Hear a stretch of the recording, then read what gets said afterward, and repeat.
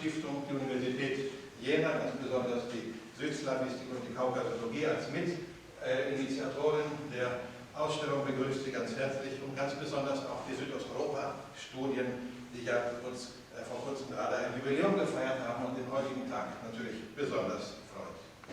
Und weil diese eben die Mitinitiatoren sind, auch die von der serbischen Botschaft initiierten Ausstellung, freue ich mich, die Ehre zu haben, als Erster zu sprechen, was mir ein bisschen unangenehm ist, aber es liegt eben an meiner Doppelfunktion hier als Slavistikvertreter und als Türöffner, möchte ich mal sagen, für die Universität Jena.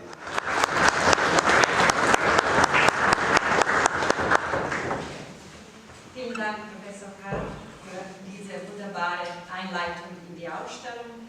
Ich freue mich sehr, heute an der Universität Jena sein zu dürfen und dass wir gemeinsam die Gelegenheit haben, diese Ausstellung zu organisieren.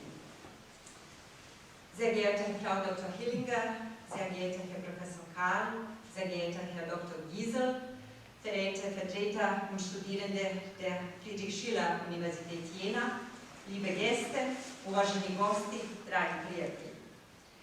Am 9. März 1849 schrieb Jakob Grimm: Es ist viel Speise in den Küchen der Armen.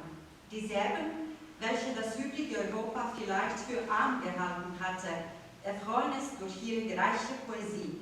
Und der russige Ackermann heißt Bug, dessen Name unvergänglich geworden ist. Dieser Eintrag Grimms zeugt von der Hochachtung gegenüber dem Schaffen von Vuk Stefanović Karadžić, wie auch von der höchst fruchtbaren Rezeption der serbischen Literatur in Deutschland des 19. Jahrhunderts. Heute ist deswegen ein wichtiger Tag für die serbische Kultur und für die serbisch-deutschen Beziehungen.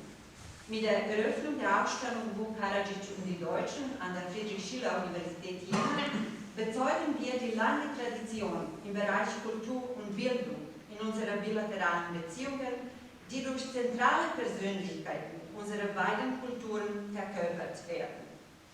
Vor 2 Jahrhunderten arbeitete Vuk Karadžić auf seiner Reise durch Deutschland eng mit Größen der deutschen Kultur zusammen, wie Schiller, Goethe, den Brüdern Grimm und anderen.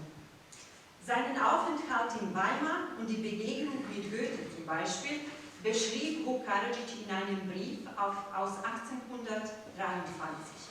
Ich werde das auf Serbisch zuerst lesen.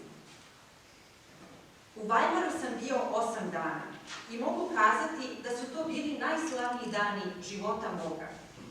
Kad sutradan dođem, dijete me dočeka nasred sobe. I pošto se poslije mnogih komplimenta posadimo na kanape, na kome je stajalo Grimovo pismo, razvito i prevod Diobe Jakšića i jedna otvorena sveza novina, onda mi dijete, pruživši ruku na svezu novina, reče: vidite da nijeste vi danas prvi put u mojoj sobi. Vi ste već odavno ovdje kod mene. Kad ja bacim oči na novine, a to recenzija moje prve srpske gramatike. Sami mislite kakav je to trijumf za mene bio. Ja, guten Abend. Auch ich möchte Sie alle ganz herzlich begrüßen bei der heutigen Ausstellungseröffnung. Natürlich zuallererst Ihre Exzellenz, Botschafterin, Frau Dr. Jankovic, Professor Karl, liebe Kolleginnen und Kollegen, liebe Gäste. Es ist mir eine ganz besondere Freude, dass ich als Leiterin des internationalen Büros, die wir heute auch willkommen heißen,